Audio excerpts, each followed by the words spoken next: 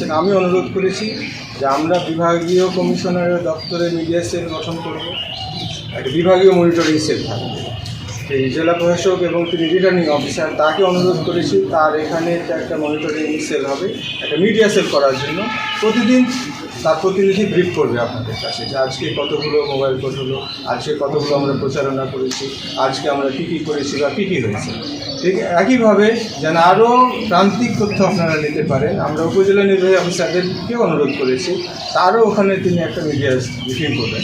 আমি একটা বক্তব্যই বলেছি যে মিডিয়াকে সাথে নিয়ে আমাদের চলতে হবে, মিডিয়াকে নিয়েই আমরা কাজ করতে চাই, কারণ তিনি যত সহজে আমার তথ্যগুলো জনগণের কাছে পৌঁছাতে পারবেন আমাদের পক্ষে অত সহজে পৌঁছানো সম্ভব না।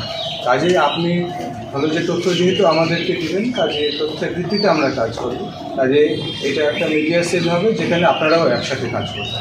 গুজব প্রতিরোধের জন্য কোনটা গুজব আর কোনটা তথ্য এই আইডেন্টিফিকেশন এবং এই বিষয়ে আইটি প্রশিক্ষণ দেওয়ার জন্য আমাদের ডিআইজি মহোদয় একটা ট্রেনিংয়ের আয়োজন করেছে। ওখানে আমাদের পুলিশ বাহিনীর সিলেক্টেড যারা আইটি বিশেষজ্ঞ তাদেরকে প্রশিক্ষণ দেওয়া হচ্ছে এবং আমাদের সিভিল অফিসারদেরও প্রশিক্ষণ দেওয়া হচ্ছে। আমরা দুই ক্ষেত্রে কাজ করছি।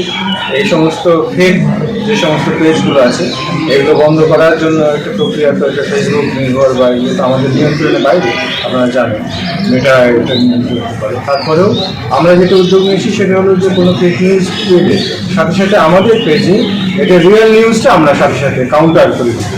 আমাদের মোবাইল কোর্ট ম্যাজিস্ট্রেট কিন্তু মাঠে কাজ করছে, আমাদের জুডিশিয়াল ম্যাজিস্ট্রেটগণ কিন্তু মাঠে কাজ করছে। আর এরকম কোনো যদি অভিযোগ বা কোনো ধারণা যদি আপনাদের কাছে থাকে, তথ্য তো প্রথমে আপনারাই পান, তো অনুগ্রহ করে আমাদের কাছে তাৎক্ষণিকভাবে আপনি জানাবেন।